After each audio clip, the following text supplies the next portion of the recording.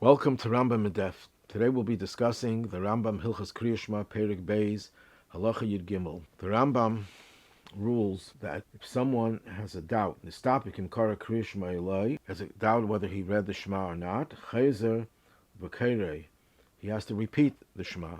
Why? Because it's a suffix d'oraisa. Kriat Shema we paskin is mid'oraisa. There's an opinion of the Gemara it's only mid'orabanan, but we paskin it's d'oraisa, and suffix d'oraisa l'chumra.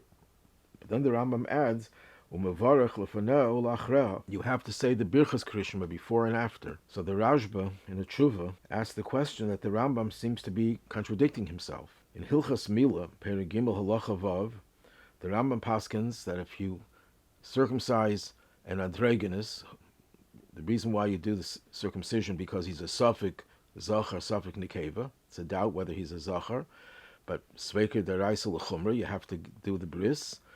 But the Rambam says you don't make a bracha. Why? Because birchas ha-mitzvahs is only mid'arabanan. So even though the ikar mitzvah is mid'araisa, the bracha that goes along with the ikar mitzvah doesn't follow the mitzvah itself. It's only mid'arabanan, and you have to go l'kula. So the chayra, that's a contradiction to what he says in Hilchas Kriat Shema, where same way Kriat Shema is deraisa, and suffix deraisa l'chumra, you have to read the Shema. But the birchas Kriat Shema, there's a suffix derabanan, and yet the Rambam says chayzer v'kaira mevarech lefaneh v'lachra, that you make a bracha before and after. Why? It's only mid'arabanan. So the Rashba, and this is quoted by the Kesef Mishnah, answers very cryptically. Vani eimer be'ula l'das harav shehu sefer. Could be that this is what the Rambam meant.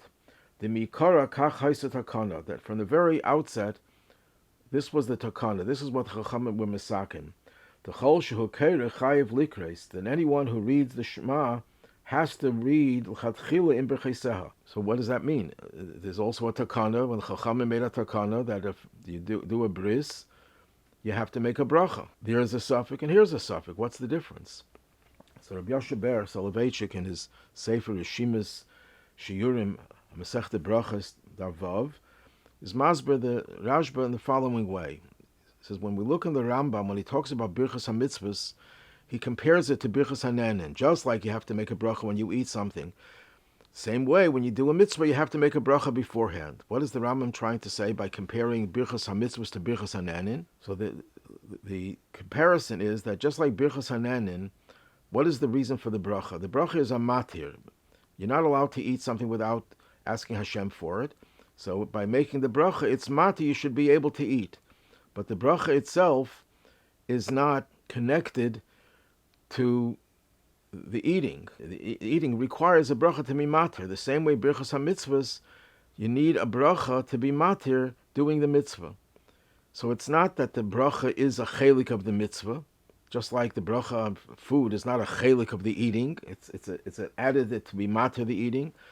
The same way over here, the bracha of the mitzvah is attached to the mitzvah, but it's not a part of the mitzvah. Masha'enkin birchas Kriat Shema is different. Birchas Kriat Shema is a part of the mitzvah of the Kriat Shema. In other words, it's mid'arabanan, but when the Rabbanan instituted it, that was the takana that it should be a chelik of Kriat Shema. The same way the Rambam says in the beginning of Hilchas Kriat Shema that Kriat Shema includes all three parshas, Shema, Shemai, and Vayemer, even though Vayemer is definitely not deraisa.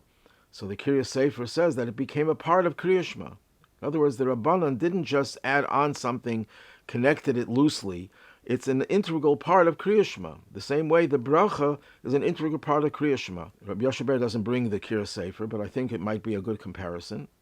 And the same way over here, it's an integral part of Kriat Shema. Therefore, when it comes to birchas ha-mitzvahs, and there's a suffix, if you did the mitzvah you have to repeat because it's deraisa.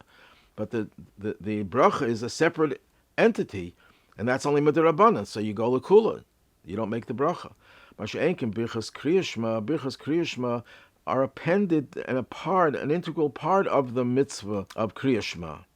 And therefore, when there's a suffix, whether a person read the Shema, he has to repeat the Shema and all that which is connected to the Shema, even though it's only mid'arabanan, but it's a chelik of the mitzvah of Kriat Shema.